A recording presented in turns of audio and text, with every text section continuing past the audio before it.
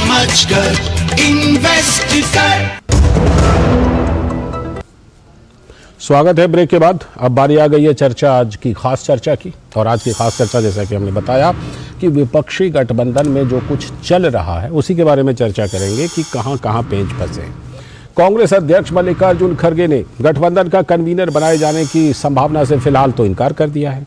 तो जेडीयू ने कहा कि कांग्रेस के पास कोई आइडिया ही नहीं है। उधर कांग्रेस ने सीटों को लेकर तालमेल बिठाने की कवायद भी शुरू कर दी है। कल आरजेडी से बात की थी, आज आम आदमी पार्टी से दिल्ली और पंजाब की सीटों पर बात कर रही है। गठबंधन और सीट शेयरिंग की जो हलचल है उसके बीच कांग्रेस ने 539, लगभग सभी मान ही लीजिए, लोकसभा सीटों के कोऑर्डिनेटर की लिस्ट जारी कर दी। ये अपने क्षेत्रों की हालत से आला कमान को सूचित करेंगे कि वहां पर पार्टी कैसी है। ऐसा लग रहा है कि सीट शेयरिंग के बीच कांग्रेस पार्टी ने अपनी तैयारी को लेकर संशय बढ़ा दिया है। लोगों को लग रहा है कि पता नहीं कांग्रेस कितना झुकेगी, कितना एडजस्ट करेगी। जिन राज्यों में कांग्रेस की पकड़ है वहां गठबंधन को जगह नहीं मिलेगी, लेकिन दूसरे राज्यों में कांग्रेस पार्टी दूसरों से अधिक सीटों की मांग रखेगी। तो सीट बंटवारे पर कांग्रेस की 5 सदस्यीय कमेटी राज्यों के प्रमुख दल से तालमेल बना रही है और पार्टी का मानना है कि राहुल गांधी की न्याय यात्रा जब 14 जनवरी से शुरू होगी तो उससे पहली तस्वीर साफ हो जाए। लेकिन इस तस्वीर को साफ होने में अभी कुछ और वक्त लग सकता है। यूपी कांग्रेस के नेता कह रहे हैं कि उनकी पार्टी बसपा को गठबंधन में लाने की कोशिश कर रही है। लेकिन आज ही बीएसपी सुप्रीमो मायावती ने सपा पर तगड़ा हमला और तीखा हमला बोल दिया और अखिलेश को अति पिछड़ा और दलित विरोधी बता दिया।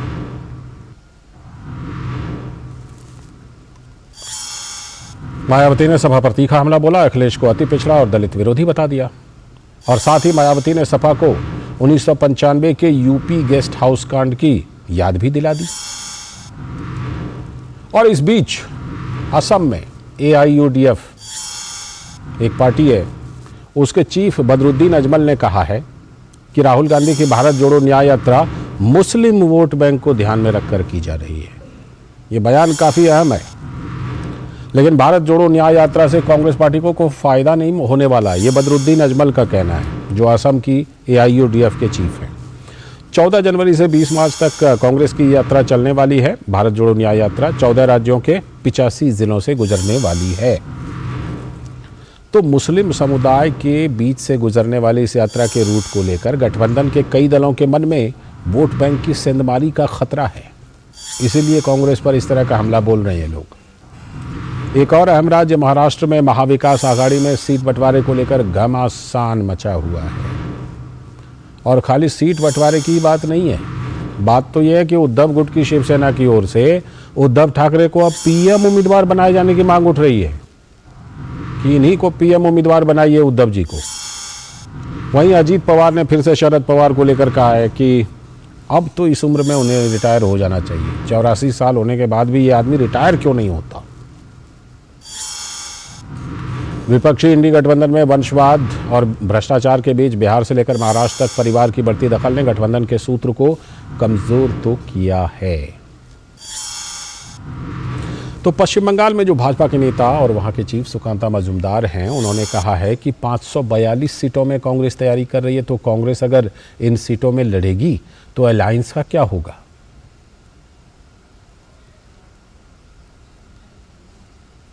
कांग्रेस तैयारी कर रहा है, मतलब कांग्रेस लड़ेगी। तो कांग्रेस अगर 545 सीटों में लड़ेगी तो ये अलायंस का क्या होगा। अलायंस क्या तंबाकू लेने गया जाएगा? तो ऐसे तो नहीं चल सकता। और मुझे लगता है वो भी सीनियर लीडर है, तैयारी अपने सीट से पहले करे, क्योंकि पिछली बार वो हार गए थे हमारे कैंडिडेट के साथ। तो वहीं आम आदमी पार्टी के नेता संदीप पाठक ने कहा कि जितने भी इम्पोर्टेंट स्टेट्स हैं जहां पर हमारे इलेक्टेड रिप्रेजेंटेटिव्स हैं और जहां पर भी ऑर्गेनाइजेशन स्ट्रेंथ है, उन सारी स्टेट्स को लेकर बैठेंगे और सभी पर चर्चा होगी। सारी जितने भी इम्पोर्टेंट स्टेट्स है जहाँ पे हमारे इलेक्टेड रिप्रेजेंटेटिव्स है और जहाँ पे ऑर्गेनाइजेशनल स्ट्रेंथ है, उन सारी स्टेट्स को इम्पोर्टेंट क्रिटिकल स्टेट्स को लेकर बैठेंगे और सभी पे चर्चा होगी। सारे पार्टनर सीरियस है और दी ओनली थिंग इज़ कि जितनी जल्दी हो जाए उतना अच्छा रहेगा। तो कांग्रेस नेता संदीप दीक्षित का कहना है कि पंजाब की स्थिति तो केरल जैसी है, चाहे वहां लेफ्ट अलायंस जीते या इंडी गठबंधन, दोनों इंडिया अलायंस का ही हिस्सा है। वहाँ भारतीय जनता पार्टी और उसके घटक दलों का कोई वजूद नहीं है। पंजाब की स्थिति केरल जैसी है, चाहे वहां लेफ्ट अलायंस जीते या कांग्रेस अलायंस जीते, दोनों इंडिया अलायंस का हिस्सा है। वहां भारतीय जनता पार्टी या उसके घटक दलों का कोई वजूद नहीं है। उसी तरीके से पंजाब में भी भारतीय जनता पार्टी का कोई वजूद नहीं। सुन रहे हैं कि शायद अकालियों से वो कुछ गठबंधन कर रहे हैं। अब अटालियों का भी जो उनकी हालत है, मुझे नहीं लगता वो एक आध सीट भी जीतने की हालत में है। तो 13 सीटें अगर जीती जाएंगी तो या आम आदमी जीतेगा या कांग्रेस जीतेगा। कौन क्या जीतेगा मैं अभी उसमें नहीं पढ़ रहा हूं। तो एक तरीके से सारी सीटें इंडिया अलायंस की झोली में ही आएंगी। और अब सुनिए जेडीयू के राष्ट्रीय महासचिव केसी त्यागी को, जिन्होंने कहा कि जेडीयू इंडिया गठबंधन का संस्थापक सदस्य है। भारतीय जनता पार्टी की जो बढ़ी हुई तैयारी है वो हमें चिंतित करती है। कांग्रेस रूल स्टेट में या कांग्रेस जहां बड़ी पार्टी जैसी पार्टियों में सब कुछ ठीक है, किसी के साथ कोई सीट शेयर ही नहीं है, लेकिन जो non Congress non BJP state है वहां अनुपात से अधिक सीट मांगना कांग्रेस पार्टी का अव्यवहारिक तरीका है।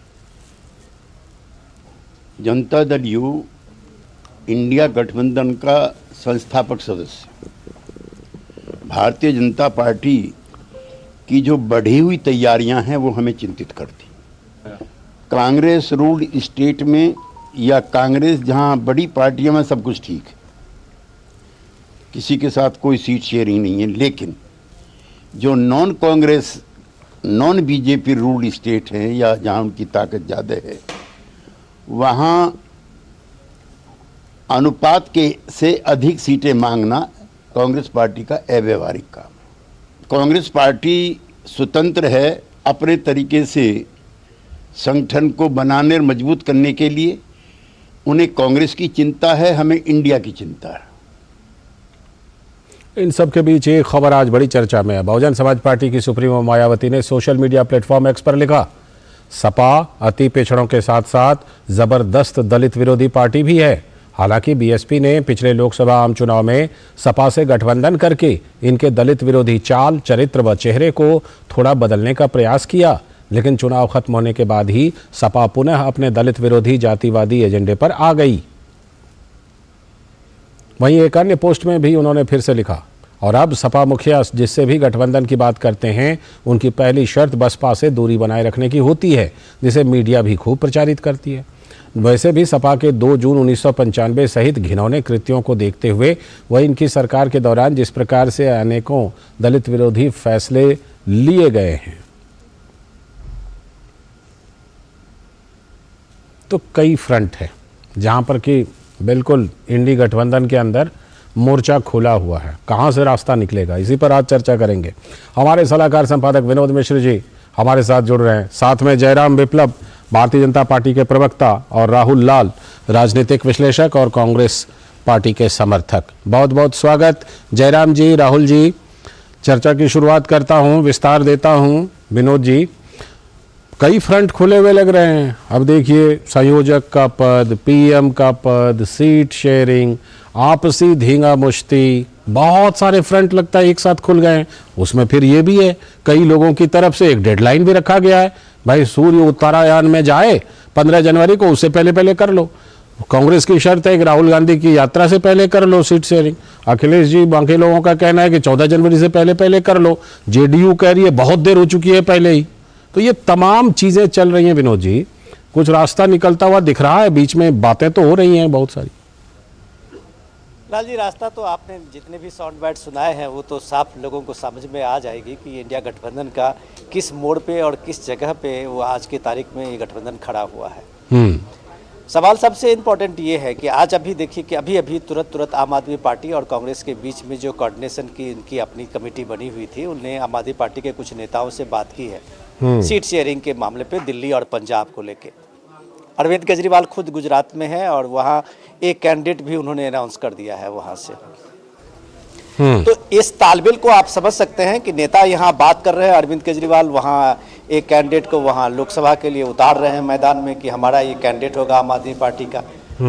इस तरह से सीट शेयरिंग की बात इनको चल रही है। इसकी गंभीरता का अंदाजा लगाने के लिए आप इन चीजों को समझ सकते हैं जी। रही बात, जब मल्लिकार्जुन खड़गे कल एक तरह से स्पष्ट करते हुए कहा था कि उन्होंने 539 जो कोऑर्डिनेटर की लिस्ट दी है, जो उनके हर लोकसभा सीट पे जाके वो इसका एक पर्यवेक्षक के तौर पर आप मान सकते हैं कि वो फीडबैक देंगे, हालात की वहाँ की स्थिति क्या है वो आला कमान को देंगे।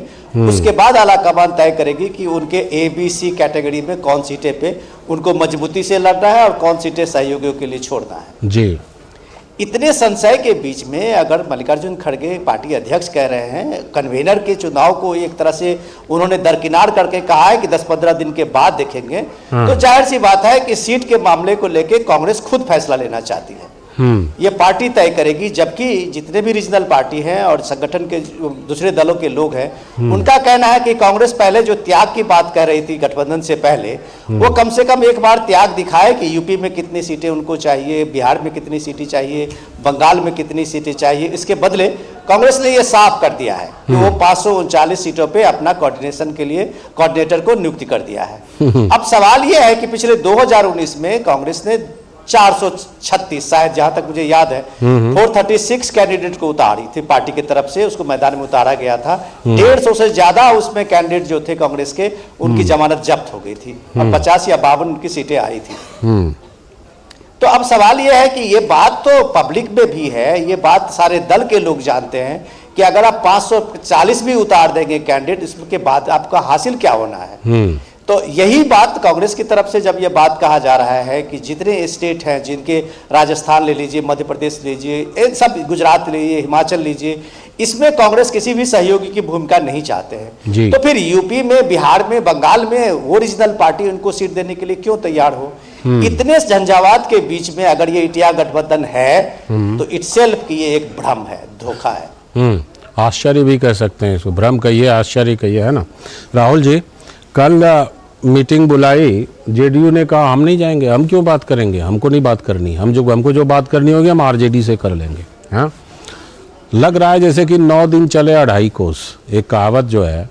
आपको क्या लगता है, जिस तरह से कि कई दल ये कह रहे हैं कि भाई 14 जनवरी का एक होना चाहिए डेट, कांग्रेस खुद भी कह रही है, लेकिन ऐसा लग रहा है कि प्रगति वैसी हो नहीं रही है। आपको क्या लगता है कि कहां कहां पर पेंच फंसा हुआ है राहुल जी? क्या कांग्रेस की बाहों को ये जो 5 राज्यों के चुनावी नतीजे आए हैं, इसके बाद से क्षेत्रीय दल कुछ ज्यादा मरोड़ रहे हैं क्या राहुल जी? देखिए, कई चीजों के मीनिंग गलत निकाले जा रहे हैं लालचंद जी। देखिए, 539 सीटों पर अगर कांग्रेस ने कोऑर्डिनेटर नियुक्त किया तो इसका मतलब ये नहीं कि 539 सीटों पर लड़ने जा रही है। हाँ। अगर कांग्रेस को अपने गठबंधन सहयोगियों को भी मदद करना है, क्योंकि गठबंधन है, तो आप अपने जो आपके कार्यकर्ता हैं, आपके अपने जो आपका फोर्स है, आप उसको एक्टिव करेंगे कि नहीं करेंगे। तो इसका मतलब कहीं से नहीं है कि कांग्रेस जो है कि सब जगह चुनाव लड़ रही है। अगर मान लीजिए कहीं पर सहयोगी दल भी चुनाव लड़ेंगे, उनको भी कांग्रेस का वोट ट्रांसफर हो, तो उसके लिए भी आवश्यक है। तो इसलिए तमाम दल, मान लीजिए जब अखिलेश यादव कहते हैं कि हम 80 के 80 सीटों पर चुनाव की तैयारी कर रहे हैं, इसका मतलब ये नहीं कि उत्तर प्रदेश के 80 सीट पर अखिलेश यादव लड़ेंगे। अच्छा। लेकिन उन 80 सीटों पर उनका जो कुछ भी प्रभाव होगा, उसको ट्रांसफर करने के लिए उनको ताकत तो लगानी पड़ेगी कि भाई वहां पर भी जो उनके समर्थक हैं वो चुनाव के दिन निकले और गठबंधन के लोगों को वोट करें। उसका आशय ही है। देखिए, 2-3 चीजें और मैं कह दूं, कह दीजिए। यहाँ पे देखिए, जो तमाम मुद्दे उठाए जा रहे हैं कि भाई सीट शेयरिंग को लेके, देखिए कहीं कहीं पहले ही अगर बिहार के संदर्भ में मैं बात करूं तो वहां पे आरजेडी, जदयू और कांग्रेस के बीच में मोटे तौर पे एक सहमति बन भी गई है। वो आपको धीरे धीरे 14 जनवरी तक दिख भी जाएगी कि 16 सीट पे आरजेडी, 16 सीट पे जदयू और बाकी जो 8 सीट है कांग्रेस और दूसरी पार्टियां जो है, उसमें अन्य जो पार्टियां, वामपंथी पार्टियां, ये लोग सब मिलकर लड़ेंगे। इसी तरीके से देखिए उत्तर प्रदेश का मामला है, तो उसमें कांग्रेस को क्या मिलेगा फिर?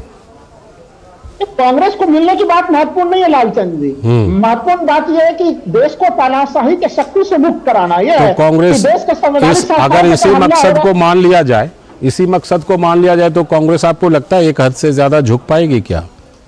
दबाव में आ पाएगी कांग्रेस? नहीं, कांग्रेस ना तो दबाव में आ रही है, ना किसी को दबाव में डाल गई। यहाँ पे है कि गठबंधन में जो जेन्युइन है कि सीटों का, जो सीट को जीत सकता है वही सीट को लड़े और उसी को सीट दिया जाए। यहीं पर तो पेच है, यही तो पेच नहीं है। देखिए, पेच नहीं है ये। देखिए, अगर मान लीजिए कांग्रेस दबाव बना के ज्यादा सीट ले लेती है या कोई दूसरे क्षेत्रीय दल ज्यादा सीट ले लेते हैं, तो सीट लेना महत्वपूर्ण नहीं है, बल्कि अंततः जिस दिन लोकसभा चुनाव का परिणाम निकले उस दिन उस चुनाव पेटी से, उस दिन मतगणना पत्र से उस दिन जो है कि निकलना चाहिए रिजल्ट। अच्छी और आदर्श बात आपने कही, अच्छी और आदर्श बात आपने कही, लेकिन जब हम बयान सुनते हैं संजय राउत का, अरविंद केजरीवाल का, ममता बनर्जी का, उधर टीएमसी के नेताओं का, तो बड़ी मतलब धुंधली सी तस्वीर अभी लग रही है। खैर मैं लौटता हूँ आपके पास। जयराम विप्लव जी, ये सब कुछ हो रहा है इनके खेमे में, आपके खेमे में क्या क्या हो रहा है, या आप इनके खेमे का ही बस जिसे कहते हैं दिग्दर्शन कर रहे हैं खाली? देखिए, समस्या तो वहाँ होगी ना, निराकरण तो वहाँ निकालने की आवश्यकता है जहाँ तालमेल नहीं बल्कि घालमेल है। अच्छा। और घालमेल किस चीज का है? स्वार्थ का। घालमेल है कुर्सी का, घालमेल है भ्रष्टाचार का, परिवार का, वंशवाद का, और घालमेल है दलित विरोधी मानसिकता का, हिंदू विरोधी मानसिकता का।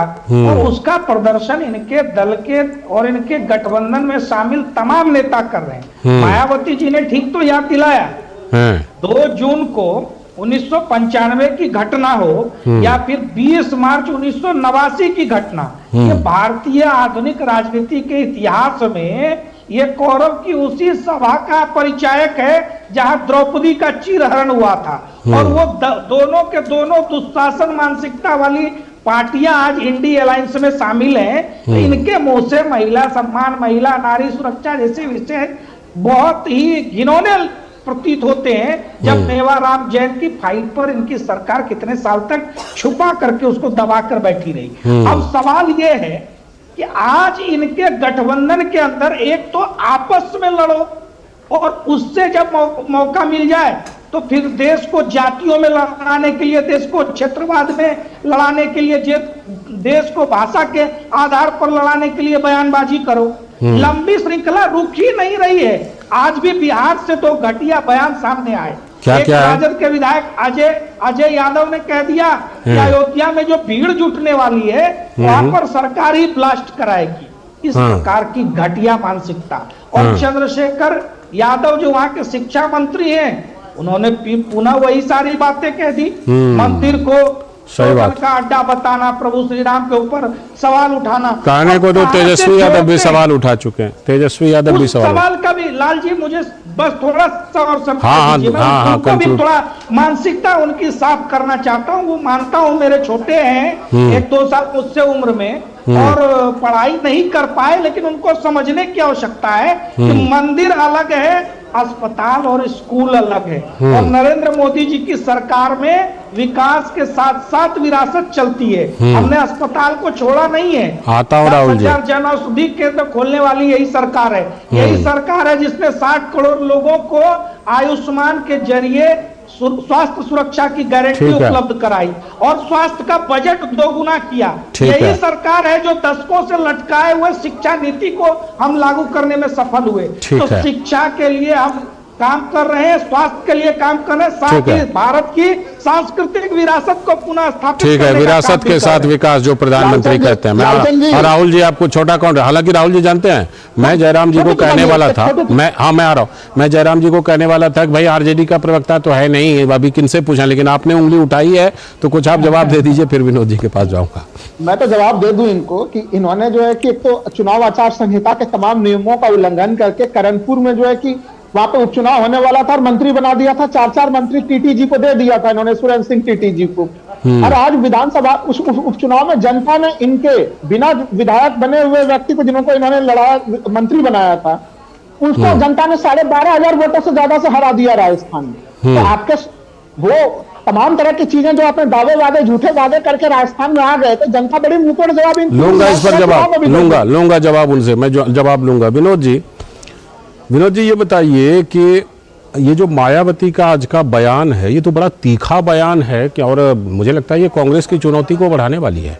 आप देखिए कांग्रेस की कोशिश रही कि वहाँ पर मायावती जी को भी ले आए गठबंधन में, लेकिन मायावती जी ने जिस तरह रिएक्ट किया, और जो सपा का भी रवैया है, खाली मायावती की बात नहीं है, आपको लगता नहीं कि कांग्रेस की चुनौतियाँ इससे बढ़ेंगी एक गठबंधन में सबको एक साथ लाने में या एक फॉर्मूला निकालने में? लाल जी, पहले मैं राहुल लाल जी को जवाब दे दूं, उसके बाद मैं आपके सवाल पे आता हूं। अभी बात राजस्थान के जो उपचुनाव की बात कर रहे थे, तो क्या आज जयराम रमेश माफी मांगेंगे इलेक्शन कमीशन से? जो ईवीएम और वीवीपैट को लेके जो इतना आंदोलन में थे, वो रोज रोज एक इलेक्शन कमीशन को चिट्ठी लिख रहे थे, या उनके नेता दिग्विजय सिंह रोज एक ट्वीट कर रहे हैं, रोज सोशल मीडिया पे एक ट्रेंड करवा रहे हैं ईवीएम को लेके और व्यवस्था पे सवाल उठा रहे हैं। तो क्या आज ये माफी मांग लेंगे कि राजस्थान सरकार के एक मंत्री का आज इस उपचुनाव में उनको हार चुके हैं? तो आप ये सवाल उठाइए कि यहाँ पर ईवीएम ने तय नहीं किया, यहाँ कांग्रेस जीत गई। तब पहले राहुल लाल जी जाए और जयराम रमेश को बोले कि आप माफी मांगिए इलेक्शन कमीशन से, उनको आप चुनौती हुए देखते हैं, तो कम से कम आज कम से कम आपको ये तो ऐसा मसला बन गया ना ईवीएम का, तो मुझे लगता है आम आदमी इसको सुनना भी नहीं चाहे। तो आप जब इस इलेक्शन में और इस चुनाव में आप जब लोगों में आप एक तरह से कंफ्यूजन पैदा करते हैं, कभी ईवीएम पे, कभी आप गठबंधन को लेके, कभी आप राजनीति में धर्म को लाके, हर चीज में आप ये देखिए कि ये अपने हिसाब से बात है। एक राहुल गांधी क्या अभी भारत जोड़ो जो न्याय यात्रा बन गई है उसका ही रूट आप देख लीजिए। तो बदरुद्दीन ने किस तरह से आपको जवाब दिया है, बोल दिया कि भाई कोई फायदा नहीं होना। आपके पॉइंट पे आता हूं, मायावती का रिएक्शन आज का जो ट्वीट है जो एक्स मीडिया हैंडल पे उन्होंने लिखा है, ये उनका जवाब है, ये कांग्रेस और सपा दोनों के लिए है। ये सपा को इसलिए है कि कांग्रेस के ही नेता, कल यूपी कांग्रेस के नेता ने कहा कि हमें बसपा से हमारा संपर्क चल रहा है, वो एक तरह से संवाद की प्रक्रिया में थे। तो अब बसपा ने एक तरह से ये क्लियर कर दिया है जो सपा के स्टैंड में कि उसका गठबंधन में मायावती नहीं होगी, तो मायावती ने ये साफ कर दिया है कि भैया हमें गठबंधन की तुम्हारी जरूरत ही नहीं है। और वो भी उस सपा के साथ जो उन्होंने 1995 का वो यूपी गेस्ट हाउस के याद करते हुए उन्होंने बता दिया कि इनकी असलियत यही है। ठीक है। तो अब सवाल यह है कि अगर मायावती यूपी में नहीं है इस गठबंधन के साथ में, तो फिर कांग्रेस का जो लगातार संपर्क है उस संपर्क का मतलब क्या है कि आप अपने दूसरे जो घटक दल है सपा उसको भी कंफ्यूज करके रखते हुए हैं। ठीक है। और आप उधर से अपने कोऑर्डिनेशन में आपने जो बनाया है कोऑर्डिनेटर को, वो भी आप 80 के 80 सीट पे उतार रहे हैं। तो फिर सपा के सब किस तरह के जवाब आप चाहते हैं? तो सपा तो कह रही है कि हम 80 के 80 सीट लड़ेंगे। बिल्कुल। तो ये सारी कंफ्यूजन के चीज में सिर्फ यही है कि इनका मकसद है कि राहुल गांधी की ये यात्रा 14 जनवरी से निकलनी है और वो 14 राज्यों में 85 लगभग जिलों में जाना है। तो उनको लगता है कि ये एक तरह से मैसेज जाए देश में कि इंडिया गठबंधन के सारे पॉलिटिकल पार्टीज एक तरह से राहुल गांधी की इस भारत जोड़ो न्याय यात्रा के साथ है।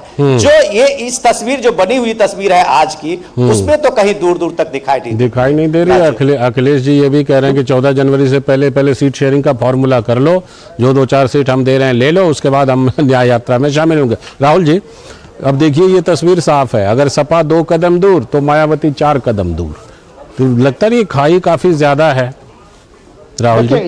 ये खाई काफी ज्यादा है, लेकिन मैं आपको डंके के चोट पे कह रहा हूं, इस खाई को कांग्रेस पार्टी पाट देगी। और आप देखिएगा सीटों का बंटवारा का मैं एक मोटा सा गणित भी बता देता हूं, उत्तर प्रदेश में भी 30 सीट, क्योंकि देखिए लेकिन देरी भी हो रही है क्योंकि जेडीयू कह रही है पहले ही बहुत देर हो चुकी है। नहीं, वो देर तो हुआ है, लेकिन ये 14 जनवरी तक इसको पूरे निपटाने के तीव्र गति से प्रयास चल रहा है। मैं बता दे रहा हूँ सीटों का क्या स्थिति रहेगी मोटे तौर पे।